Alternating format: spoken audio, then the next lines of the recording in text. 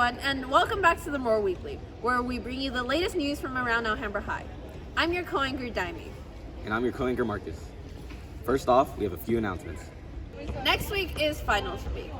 Periods 1 and 4 will be on the 13th, 2 and 5 will be on the 14th, and 3 and 6 will be on the 15th. On the 16th will be a minimum day with all periods ending at 1:23 p.m. Following those days will be a pupil-free day on the 17th, making our last day of school for the year the 16th. Winter break begins on the 17th. This means that we will have no school up until January 3rd. On the 17th of January, Martin Luther King's birthday is on that day. Therefore, we have no school. The fall play is available for streaming from December 19th to New Year's Day. It costs $10 for a single ticket and $18 for a family pack.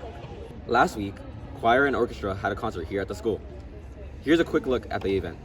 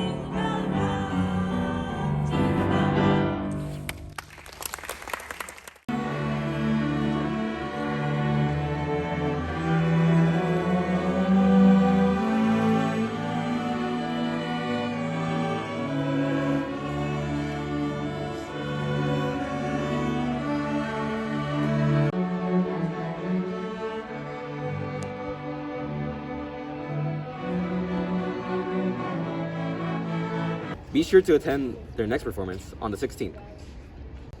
Next up, we bring you Serena to talk about the current state of the UC system. Up next, we have an update on a story we did previously on the overcrowding in the UC system. The LA Times recently published an article discussing the potential solutions that the UC system is considering. But first, a recap.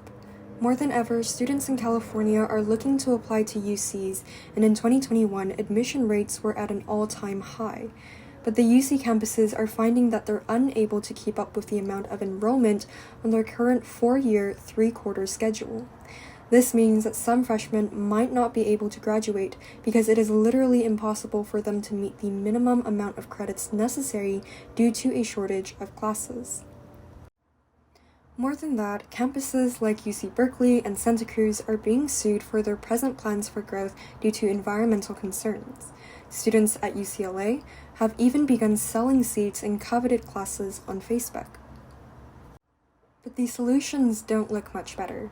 UC Santa Barbara is considering building a windowless dormitory that would house 4,500 students.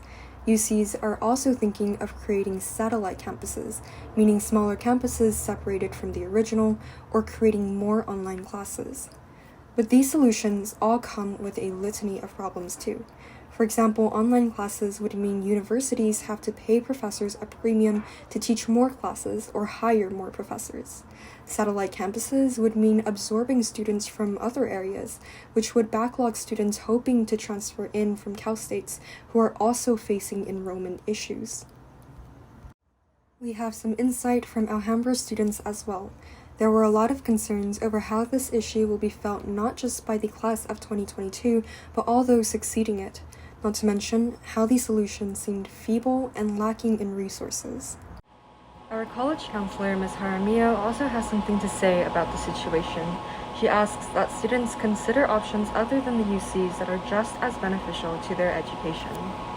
As always, deadlines for college applications grow nearer, but now we have college application workshops run at the library and career center. Make sure to get an appointment with Ms. Jaramillo if you are interested in help with upcoming applications. Recently, there has been developments in the abortion story in Texas. Once again, here's Serena to talk about the new update. Next, we have a quick update for you on the abortion editorial we had when Texas passed its anti-abortion laws. The abortion law is back at the Supreme Court, this time in a trial to decide whether or not states can nullify constitutional rights if they pass the responsibility from state enforcers to private citizens and abortion providers. Both times this law has been at the Supreme Court ended relatively the same way, with the same 5 justices voting not to block it. Now that the case has returned, these 5 justices are given a special opportunity to change their mind, but not necessarily to allow abortion rights. This is because there is yet another abortion case coming up, one called the Dobbs case. The Dobbs case, which has been scheduled to be heard by the Supreme Court by this term, is considered a classic case against Roe v. Wade, and so the 5 justices who have notably stood against abortion are likely to be eager to be done with the Texas case in order to hear the Dobbs case. Either way, both cases do not seem to spell success for the pro-choice side, and many fear that the implications of the Texas case could also be extended to other controversial areas, such as birth control and gun ownership. And as students, these decisions affect us too, as we have established in our previous editorial. After interviewing fellow students, we have found that there are similar concerns over abortion rights being unfairly restricted and other similar pro-choice arguments. Thank you, Serena. It's the holiday season. Get ready to welcome the wonderful winter break with Cooking with Sinew.